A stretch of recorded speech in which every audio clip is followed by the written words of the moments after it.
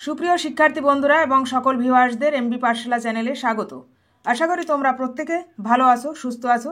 এই বিষয়ের উপরে আমি পয়েন্ট আকারে রচনা করে রেখেছি, অলরেডি প্লেলিস্টে তোমরা পাবে। আজ যেভাবে আমি রচনাটি নিয়ে এসেছি, যারা দ্বিতীয় থেকে পঞ্চম শ্রেণীতে পড়ছো তাদের জন্য এই রচনাটি কিন্তু খুবই গুরুত্বপূর্ণ।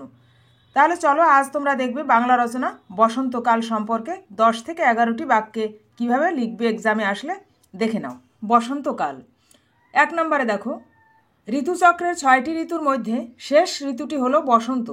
ফাল্গুন চৈত্র এই 2 মাস নিয়ে হয় বসন্ত ঋতু বা বসন্তকাল।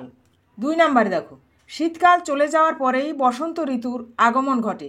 এই ঋতুটি সকল ঋতুর চেয়ে শ্রেষ্ঠ, তাই এই ঋতুকে ঋতুরাজ বলা হয়। 3 নম্বরে, বসন্তকালে পরিষ্কার ঝকঝকে সকাল প্রকৃতি রাজ্যে এক মোহময় পরিবেশ সৃষ্টি করে। এই ঋতুতে আবহাওয়া থাকে ঝলমলে, না বেশি শীত এবং না থাকে বেশি গরম। 4 নম্বরে, এই ঋতুতেই পর্যটকরা বা গৃহস্থ বাড়ির লোকেরা ঘুরতে যাওয়ার সঠিক সময় বলে মনে করেন। তাই এই ঋতুতে প্রচুর মানুষ দীঘা, দার্জিলিং, পুরী, গ্যাংটক প্রভৃতি বিভিন্ন জায়গায় বেড়াতে যায়, কারণ বেশি শীত এবং বেশি গরমের কষ্টটা কম হয় এই সময়ে। 5 নম্বরে, পাতা ঝরার ঋতু শীতকালে যেসব গাছের পাতা ঝরে পড়ে, বসন্তে সেই সব গাছের ডালে ডালে দেখা যায় নতুন কচি পাতা। 6 নম্বরে, বসন্তের বিশেষ আকর্ষণ হলো কৃষ্ণচূড়া, পলাশ, শিমুল ফুলে গাছের ডালগুলো ভরে ওঠে।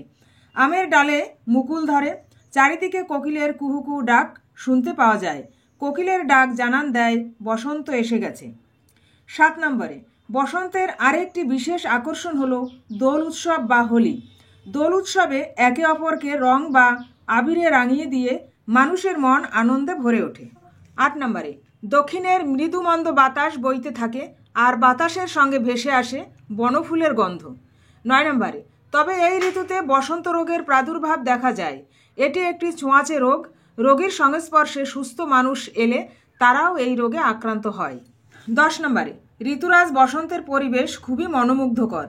পরিবেশে থাকে না কোনো রুক্ষতা, গাছে গাছে কচি পাতার সমাহার, কৃষ্ণচূড়া, পলাশ, শিমুল ফুলের অপরূপ শোভা মন কেড়ে নেয়। দক্ষিণা বাতাসে ভেসে আসে মৃদু বনফুলের সুবাস।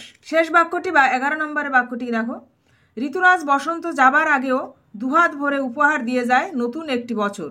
বৈশাখের আনন্দে বাঙালিকে মাতিয়ে দিয়ে নিঃশব্দে বিদায় নেয় বসন্ত। বন্ধুরা, বসন্তকাল সম্পর্কিত বাংলা রচনাটি এটুকুই। ভিডিওটি তোমাদের কাছে ভালো লাগলে বা হেল্পফুল মনে হলে অবশ্যই তোমরা লাইক করো, কমেন্ট করে তোমাদের মতামত জানিও। এবং তোমরা এই ধরনের রচনার ভিডিও আরও পেতে চাইলে অবশ্যই এই ভিডিও ডেসক্রিপশানে যাবে, সেখানে রচনা শেখার প্লেলিস্ট লিঙ্ক থাকবে। ছোট এবং বড় সবার জন্যই সব বিষয়ের উপরে রচনা তৈরি করে রাখা আছে। তোমরা সেখান থেকে রচনা দেখে নিয়ে এক্সামের জন্য প্রিপারেশান নিতে পারবে। এছাড়াও থাকবে basic Bangla, spoken English, Bangla ব্যাকরণ, ইংরেজি গ্রামার এবং সহজ পাঠ শেখার প্লেলিস্ট লিঙ্ক। সেখানে গিয়ে তোমরা যার যে বিষয়টি প্রয়োজন সেই বিষয়ের উপরে ভিডিওগুলো দেখতে পারো।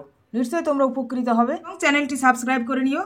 এবং এই ধরনের নতুন ভিডিও পেতে চাইলে অবশ্যই তোমরা বেল আইকনটি প্রেস করে অল সিলেক্ট করে রাখো, যাতে নতুন ভিডিওর নোটিফিকেশান তোমার ফোনে সর্বপ্রথম পৌঁছে যায়।